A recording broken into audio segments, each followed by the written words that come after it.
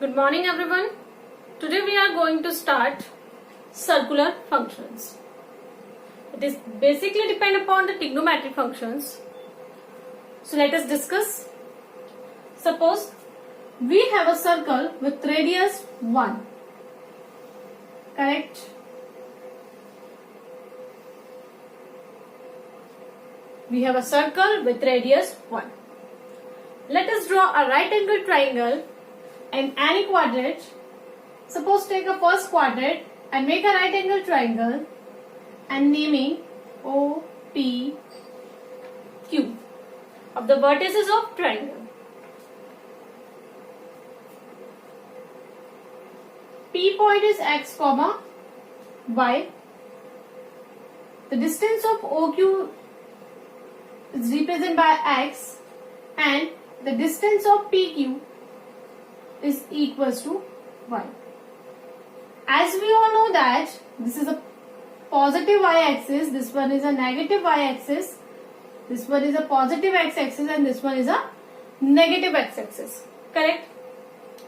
Let us try to find out trigonometric ratios by the help of this triangle.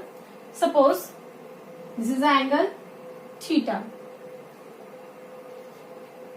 Now we have to find out sine theta, cos theta and tan theta by the help of triangle OPQ.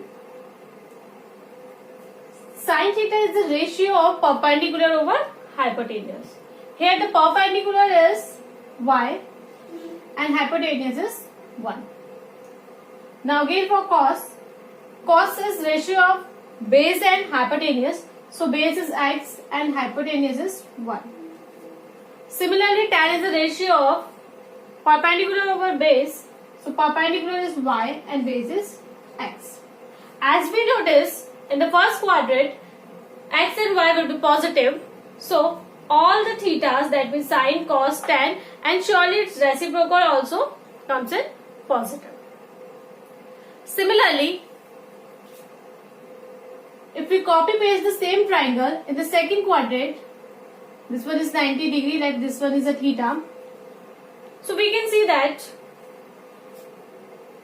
this is a positive y, but the base is converted into negative because this is a negative x-axis.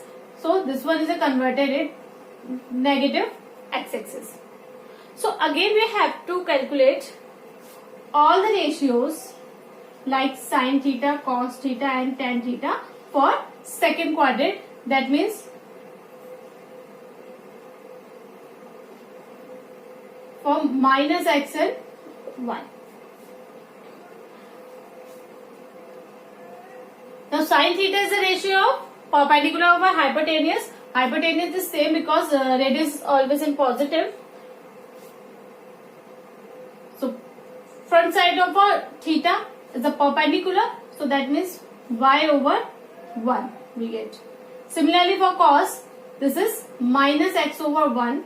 Similarly for tan, we get perpendicular over base, so y over minus x, so that means minus y over x.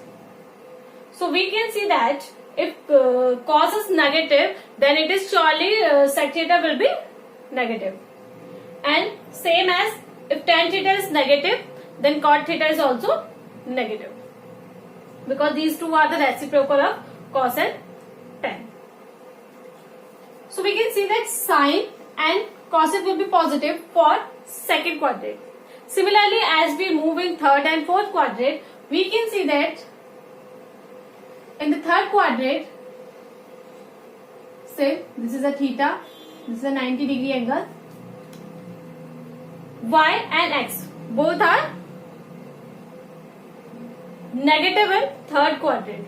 X and y both are negative in third quadrant. Suppose this is a P2 minus x comma minus y. Again, if we find out the values of sine, cos and tan, so we notice that hypotenuse is positive. So one base and perpendicular both are in negative. So sine contain one perpendicular, that means we get a negative for a sine, and again we get a negative value for cos also, And for tan theta, base and perpendicular both are in negative. So negative negative will be cancelled out. We get again positive value. That means sin theta is a ratio of perpendicular over hypotenuse. So here perpendicular is minus y and hypotenuse is 1. So we get a negative value for sin. Similarly for cos, minus x over 1 base over hypotenuse, we get a negative value for cos. And for tan, this is perpendicular over base, so negative negative will be cancelled out, we get a positive value for tan. So if we get a positive value for tan, so surely we get positive value for cot also. Similarly, if we find out the values of trigonometric ratio for fourth quadrant, as we can see that in fourth quadrant, x will be positive and y will be negative. This x comma minus y. So according to the ratios, we get sin theta equals to perpendicular over hypotenuse, radius is 1 and the perpendicular is y. So we get minus y over 1, and for cos theta we get x over 1, that means a positive value, and for tan theta we get minus y over x. So it is seen that for the first quadrant, as we move in a circular motion, so for the first quadrant we get all values are positive like this, and for second quadrant we notice that sine and cosec will be positive, and for third quadrant tan and cot will be positive, and for fourth quadrant cos and sec will be positive. Correct? Okay.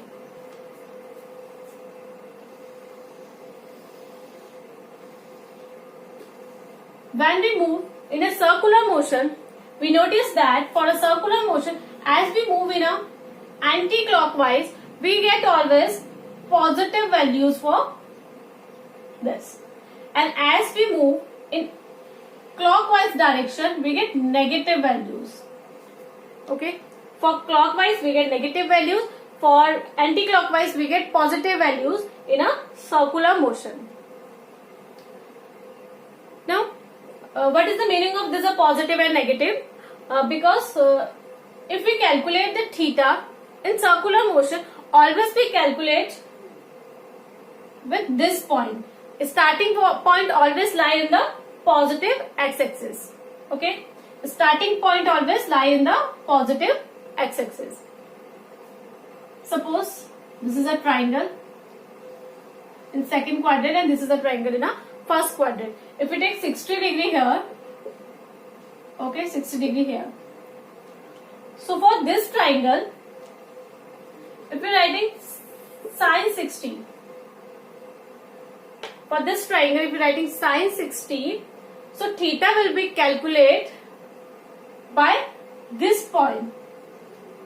Theta will be calculated by positive x-axis. Always theta is calculated with the positive x-axis. That means theta is 180 minus 60. That means theta is a 120. So that means if we calculate the sine 120, it is written as sine 180 plus 60 also. Sorry, 180 minus 60 also. Again we get 120. And by 180 minus 60, we get the same value as we get in sine 60. Correct? Okay. Let's move with the quadrant system.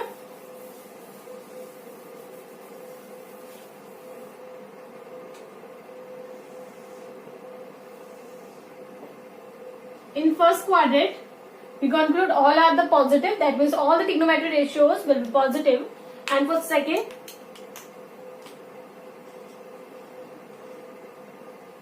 sine and cosec will be positive and rest ratios are negative. For third, tan and cot will be positive and rest ratios are negative. And for fourth, cos and sec will be positive and rest are negative.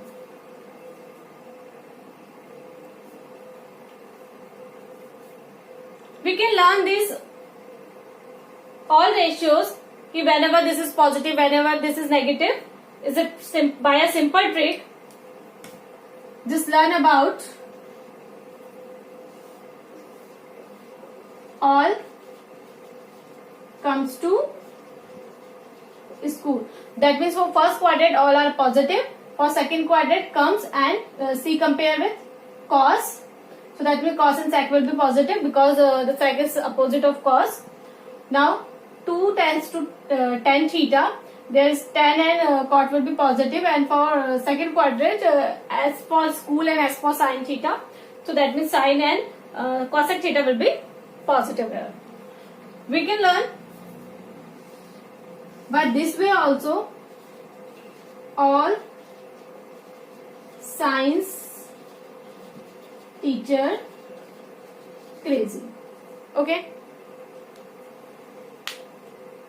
Now this quadrant is about 90 minus theta, because if we calculate the angle between this y-axis and this x-axis, we notice that theta is the maximum limit of theta is 90 here,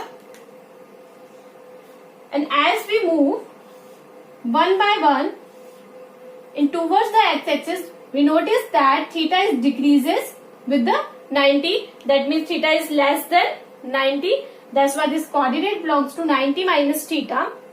And this one is because this whole part is equals to 180. And as we move towards the minus x-axis, we notice that all the theta, the maximum limit of positive x-axis to negative x-axis is 180. And the theta belongs to y2 axis 180 minus theta. So all belongs to 180 minus theta. That means all are less than 180 minus theta. And for third quadrant, this is 270 minus theta. Just add 180 plus 90. The whole part is equals to 270. So that means the theta is 270 minus theta. As we already learned about, always we calculate the theta with the positive x direction. That's why we include all the values up to positive x-axis to negative y-axis. This whole part is equals to 270. If we find out the angles between this, the maximum limit of angle is 270, and the other angles as we move slowly in the negative y-axis, we get theta is less than 270. Now similarly, as we move positive x-axis to positive x-axis, it's make a complete circle. That means theta is 360. Maximum range of theta is 360. And as we compute the angles in this way and this way and this way, and these are points, so we get angles less than 360. So we get overall the range of this quadrant is 90 minus theta. Second quadrant is 180 minus theta.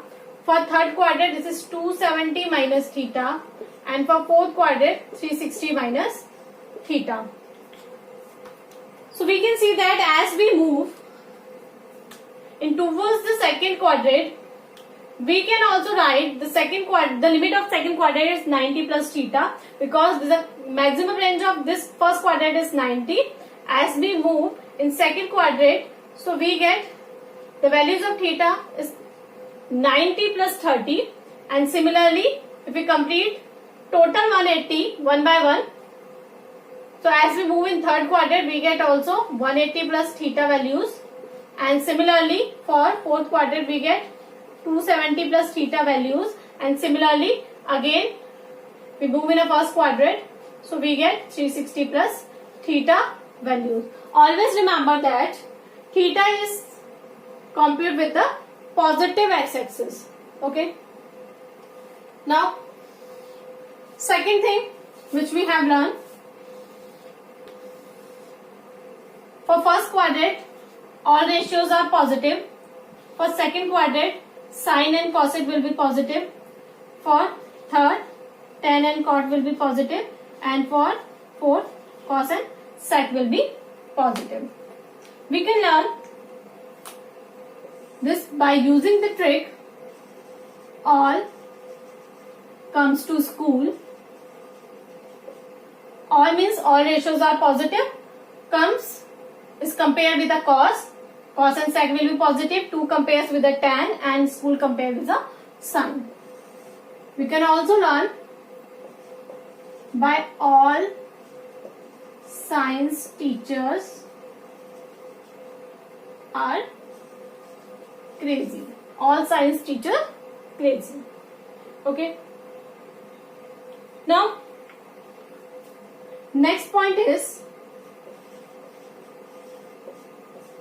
if I am writing the value for sine 180 minus theta, that means less than 180 values, so we can get again sine theta, as we learn in the case of sine 120 and 60. Okay. Similarly, cos 180 minus theta is written as cos theta again, but the sign will be noticed. For the 180 minus theta is lie in the second quadrant, and in second quadrant sine and cosec will be positive. So for cos we use negative sign here. Similarly for tan we use negative sign here, tan theta. So we conclude that for 180 minus theta all the ratios are same. It's come with the theta, and the sign will be changed according to the quadrant. Similarly for 360 minus theta, same, all the ratios are same, and the sign will be changed according to the quadrant. Like if I am writing sine 360 minus theta, so 360 minus theta is belongs to the fourth quadrant, so we get again sine theta but in negative sign, because in fourth quadrant cos and sec will be positive and sin will be negative. But in the case of 90 plus minus theta and 270 plus minus theta, there is a conversion of ratios. That means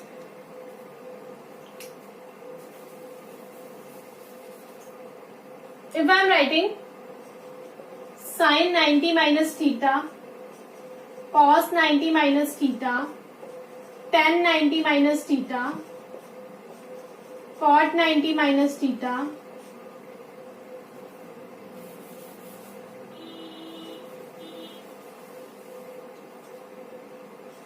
sec 90 minus theta, and cosec 90 minus theta. What we get? According to the limit of the theta, 90 minus theta is belongs to the first quadrant. That means all ratios are positive. So we get all values in positive, but there is a conversion of ratio. Sin will be converted into cos, cos will be converted into sin, tan will be converted into cot, cot will be converted into tan, sec will be converted into cosec, and cosec will be converted into sec. Correct? There is a conversion of ratios. It's only for 90 plus minus theta and 270 plus minus theta. That's all about the circular functions. So let us apply the circular function to find out the values for different thetas. Suppose we have to find out the value of sine 720. Firstly, break the 720 within these limits. So we can write 720 in 360 plus 360, because 720 is greater than 360, and we know that sine 360 plus theta, just compare 360 by theta. 360 plus theta is belongs to the first quadrant. That means all ratios come in positive. So we can write sine 360 plus theta is again sine theta. So now again 360 will be break by 360 plus 0. Again we get sine 0. That means we get value of sine 0 is equals to 0. Okay.